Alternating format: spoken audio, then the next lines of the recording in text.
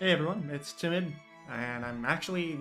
I know it's been a while since I put out one of these. I took a bit of a break, but from even playing on Advanced Wars by Web, but I'm back now. So this is my first match back after my little break. So that's gonna be today's match. Is this Eagle Mirror match on Burn Down the Disco? It's a tier one. It's tier one high funds.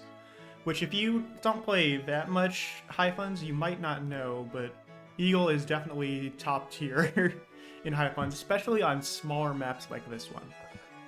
Because because you have the reason why is you have so much money, and that helped you a lot because um, what it does is it makes it so you can reinforce from the bases really quickly. So especially if you're lightning strike. So that basically covers about half the map, in which Eagle can just lightning strike out of the bases. So on a very small map like this in high funds, that makes Eagle like basically top tier. I think on the win-loss records, Sensei is also pretty high up there. So you have the option in tier one. It's Eagle, Hawk, I guess Nell now, even though she's bad, I'd say, overall. Then when you have Olaf and Sensei. So basically, Hawk and Olaf are good for larger maps in which you have lots of stuff going on, and then Sensei and Eagle are better for smaller maps. Sensei in particular is good at, I'd say, probably like medium-sized maps in which you have lots of properties. But they're a bit more spread out because that means he can reinforce all of his captured cities with just an infantry swarm, and then just uses powerful infantry to what's the word? Skirmish against other infantry and stuff. So he can basically fight everywhere all at once, whereas other COs can't really do that. So he's very good in mixed base settings, I believe, because he has that flexibility with his infantry. You can just pop out as many as he wants immediately, basically. Even his mechs are pretty good. But on a smaller map like this, Eagle's vehicles can sort of take care of him. Of course, his battlecopters are still very good, but Eagle does have the option for just opting for fighters, and then he'll overpower basically everyone on the map that way. But especially in a smaller map like this. Now, there are only two comm towers. The thing that's crazy about these two comm towers is they're both within striking distance of these bases with rockets. Like, you can just move rockets out from here to, like, this city if you want, even. But 1, 2, 3, 4, 5, or to this forest. But yeah, if you get an early rockets out, that'll basically guarantee you that comm tower, because you can just guard it pretty easily. There's this area is very easy to choke point out of. Well, the other thing that's interesting about this map is, okay, you have these black boats here, which are kind of boring and useless. They do make it a little bit harder for your opponent to attack into these bases, which is why they're there. So you can't just send in a tank there and wall out off this and completely cut off this base is the idea. But the thing is, these bases look like they're very close together, but they actually aren't.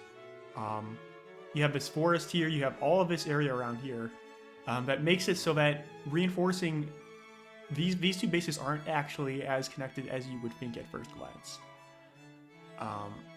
Making it really difficult to maneuver around this area and attacking them united fronts and such. The other thing that's really annoying about this area is this city is like just out of reach of tanks, unless you're using Sturm tanks, I guess. Yeah, Sturm can get there in one turn, but so that would be an argument for using Sturm in tier 2 maybe, but that's about it. Oh, I feel like Sturm would actually be pretty solid on this map. What was it say for the analysis on him? Yeah, 75. Is he banned? Oh, he's just straight up banned. That's how good he is. Yeah, I would imagine, because the map is so small, and it revolves a little bit around these forests, cutting you off of this area. Yeah, Sturm can easily just take both comm towers and then just just sit on them, basically. And then slowly overpower his opponent that way. So yeah, this is definitely a very good Sturm map. Which is why he's banned.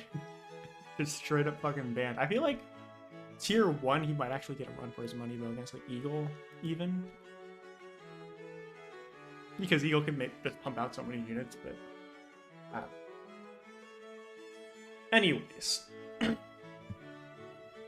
I think that's good enough for the preamble and introductory stuff here. Obviously, well, there is a significant first turn advantage here. It's a 5% actually, which is interesting.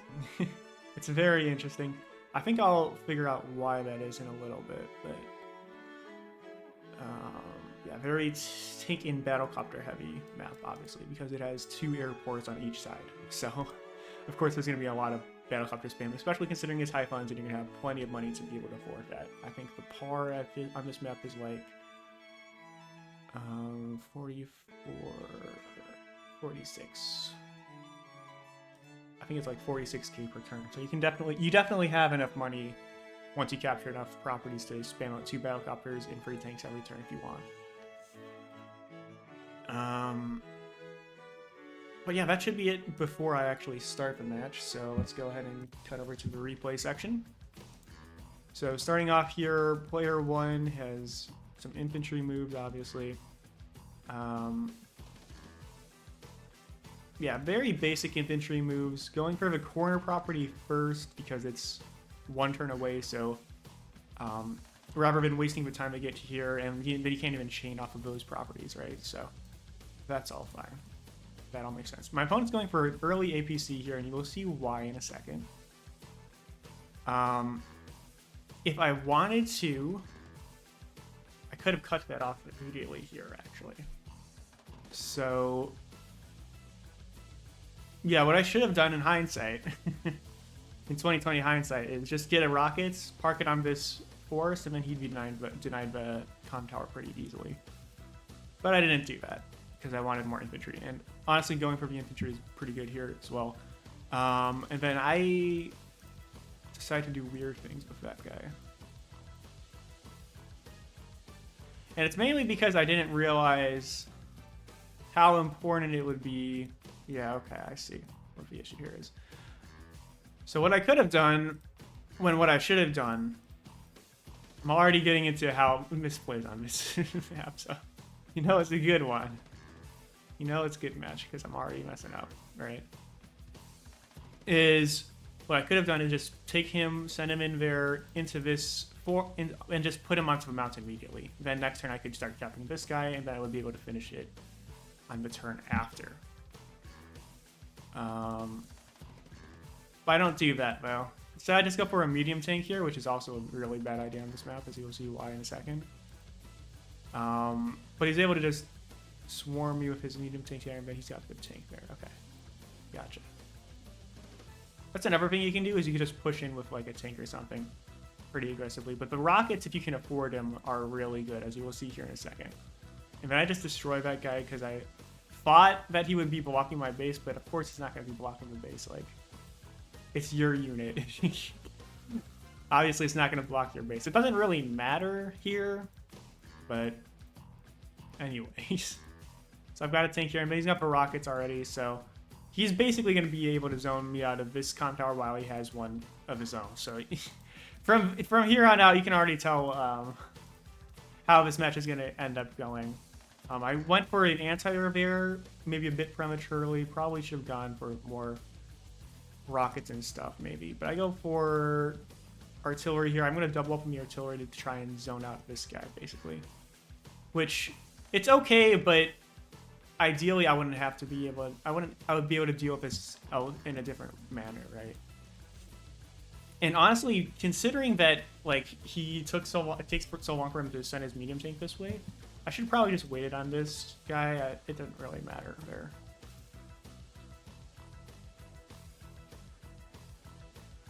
What's interesting here is his rockets weren't in position to stop this. So had he... Well, he could have just built the rockets on the turn if I had done it like that, so that doesn't really matter. But we've got battlecopters out at this point. I've got the ABC blocking there so that the infantry can't finish off here, so he's going to have to try and finish with the rockets maybe. Although this guy is pretty weakened at this point, so it's not like I'll be able to get the capture anyway if he ignores it for now. Which is why, what he does, he just ignores it, does some damage there, and leaves the other rockets still. So...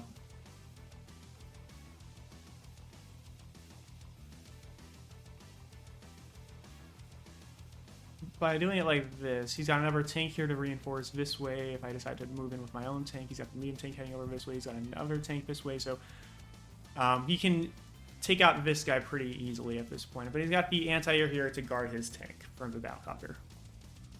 And he's got another battlecopter to guard his medium tank from my battlecopter as well. So that's relatively important. I've got the anti-air here to try and ward off of the battlecopter and protect my artillery here. If I'm going to move in with the my anti-air and stuff over this way so that I can sort of try and block this way. I'm trying to pivot away from this area now at this point because it's kind of a lost cause going for this comm tower, so I'm going to be trying to push this way instead to take care of it. He decides to go for my medium tank here, which is interesting. I'm assuming it's because his medium tank is weakened, so he doesn't want to open up with that. And I've got so much anti-air and battlecopters in this area that it's not really palatable for him to charge in with his battlecopter at this point. Unfortunately, I'm not really able to break through the artillery here this turn, but I'm going to be pretty with the artillery to take out the battlecopter this turn, but I'll be able to keep on doing stuff, so that's like fine for now. Honestly, I don't know why I decided to go left. Oh, I know why. It was sort of to try and zone out this stuff, but it's not going to matter. He's going to have too much stuff in this area anyway, so I should have just sent this guy right. And that would have made it more difficult for him to push into this area. So I should have just consolidated my forces on the right there, basically abandoned this area for the time being. And then the tank here wasn't the best idea either, although it did allow me to get 3 tanks, 2 battlecopters, so that's not bad. But yeah, I should have probably pivoted this guy right. Because he is about... yeah, he's already ahead in income. He's about to flip one of my properties here too, which isn't great. So if I had pushed a bit more aggressively in this area, that might have been better. Oh well. So I finish off that guy, attack with the battlecopter, and start capping this property here. And then I basically neuter this guy with the finishing blow from the anti-air as well.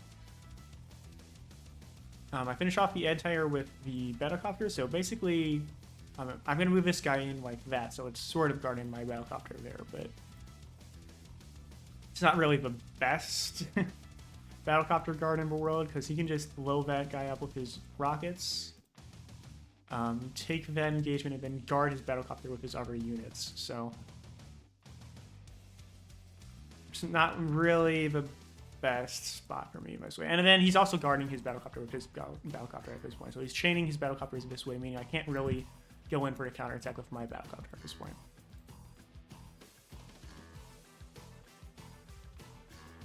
And then he pops his lightning strike, so that's also really bad for me, because it means he's just going to be able to move in like this, take out most of my units here. And then he's got his battlecopters in such a way that this was a really good setup for my opponent here, actually, just for limiting my attacks onto him. Because, well, I mean, I'm able to take this guy out with an anti-air if I want. But this guy's completely out of the way. This guy can't really attack 2 battlecopters this turn. The medium tank's not really going to be able to do much because he's zoning it out with his rockets here. I have my artillery here. This one, they're sort of out of position. Come on. There we go.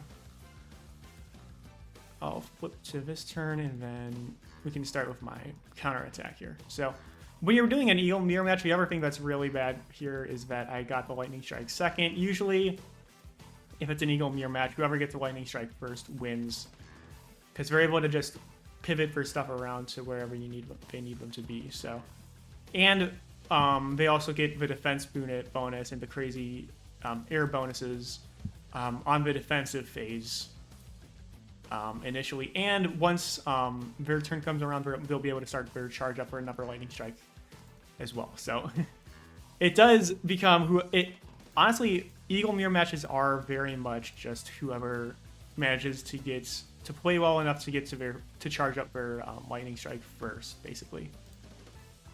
It's generally how it goes, and my opponent was definitely outplaying me here. So throughout this entire match, like the thing about high funds as well is it sort of splits the it changes the dynamic a little bit of how our meters charge, because they charge up a lot faster. So you can easily, I'll go back to this later, but you can easily charge up like half your meter in one turn. So even if you are like behind, and that's sort of why I resign here, I'm down like 9 units, I'm not gonna be able to make this up. But let's go back to where, okay, so he popped his Lightning Strike this turn, right? Oh, he was even ahead slightly in damage taken. Okay, interesting. Yeah, okay, that would be why then. But I believe he had plenty of meter to get the Lightning Strike here. I think he had plenty of time. Takes that shot, takes that shot, takes that shot. But yeah, he had like a good extra like 2 or 3 attacks there with the tanks that he could have had enough. He would have been able to charge up extra meter with. And because he had so much control in this area, that basically I think this Rockets by itself won the game, because I didn't really have an answer to it. Yeah. But that Rockets was like amazing. And this map is really small, so I should have remembered that Rockets are good, but I completely forgot about them. Like, at first glance, you don't really... Oh, I forgot to do this, because I resigned, obviously. But, yeah. On a small map like this, you almost always want to be double-checking what you can do with rockets, because especially like in this area, like you can easily choke off of this area with the mountains and everything. This is like a perfect natural choke point. You can easily wall it off with like a couple infantry who are going to be funneling out this way anyways. The other thing that sort of got me on this map was that these two bases look like they provide one front, but they don't really. They sort of do. Like, you can move units around all the way this way to reinforce this way, and that helps. But it's really a 3-front sort of game, right? So you have, and it's very, very weird how it works. So you have this front with one base, one airport. They unite into this way. They attack sort of into the comm towers. Then you have another front, which is this base, this airport. This airport usually comes out a little bit later, and they also funnel into this area. So that's your second front. That's on your opposite side here. And then you have this center base, which can reinforce either side that it wants with extra land units. And you can basically get to either front in about the same amount of time. So what this does is, because of how quickly you get these airports, right? So you should have a bit of an advantage in this front to begin with. Because your opponent lacks the airport here. Well, that's what should happen. Which is why you should generally start out by sending reinforcements to this area first. But after that happens, after like after you get the second airport, you can sort of pick and choose where you want to send your reinforcements from this area. Now, since my opponent was able to zone me out with his rockets immediately, and I didn't have an answer for that, he was able to just sweep the battle that way. And my opponent's a really good player, I think. Well, okay. I say really good. He's not as good as he's not that much better than me in terms of just rating. He was like 1250, I believe, when we played the other day. So I'd say he's a little bit better than me then. I don't want to oversell him. I think, but he definitely handily beat me. I think this rockets was a very, very good decision on his part as well. It basically decided the game. Oh, the other thing that was really good from him was getting that medium tank out to start with, because when your opponent builds a medium tank, you sort of need to build a medium tank in response, especially early on when you don't have the battlecopters out yet, right? But what was great about this medium tank, which he built here, this is another really good move, and then the ABC as well, because I didn't realize I could rockets here. But what was great about this medium tank was it made me build a medium tank here, and then because my medium tank couldn't really catch up safely here, he was able to just move in like that for free. And then I couldn't really chase after it effectively because of where the cities are positioned. So he was able to just head this way and threaten this base with it, which was really, really, really smart play by him as well. The medium tank play there was really great. So that in combination with this rockets was impeccable. It was amazing. I'm gonna remember that and try and use that as much as I can in the future, obviously. But yeah, that was really good. I think the anti-air I put out here was a bit preemptive. I definitely could have just gotten more infantry and been saved up for maybe like a medium tank or something instead. Because double medium tank here would have been fine, I think. Yeah, I mean, he had the tank out here, which was I sort of was mirroring what he did here, but an extra medium tank here would have been great because it would have made it so that, well, for one, he would have had less money to build rockets with. For two, he wouldn't have been able to zone me out with that medium tank as effectively. So, yeah, I definitely underestimated how quickly I would be able to move through this area. Like, tanks can do this relatively quick, fine, but medium tanks cannot because they have one less move. And it's sort of crazy how much one move can change stuff here, but that's how the game works. Yeah, that's about it for today's episode. Relatively short one. Pretty good to get back into. Pretty good match to get back into the swing of things. I definitely learned a lot from my opponent here. He did a phenomenal job with medium tank and the rockets here. Very good plays by him. Anyways, that's it for today's match. I don't have anything on the log yet finished, but I'll be putting these out sort of as I finish them. If you're looking for more content from me, the Advanced Wars by Web stuff is maybe a little bit... It's going to be coming out a bit slowly because I only play like one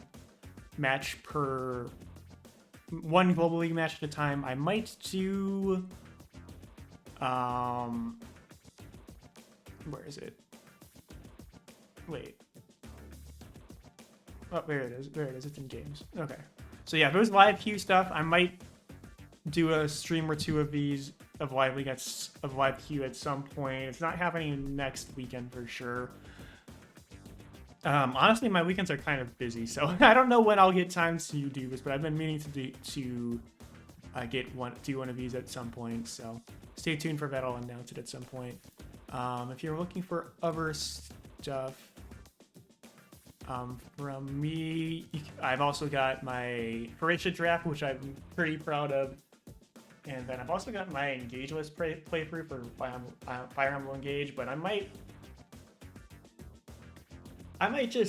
you might want to wait until I actually finish that. I'm definitely going to put out a summary video for that one, and then after that, I'm not sure if I want to just re-upload the entire thing in a different format because the current format is kind of meh on how I've been uploading it so far. But anyways, that should be it for today. If you enjoyed, please go ahead and like and subscribe and all that other nonsense. And I will see you guys in the next one. So bye for now.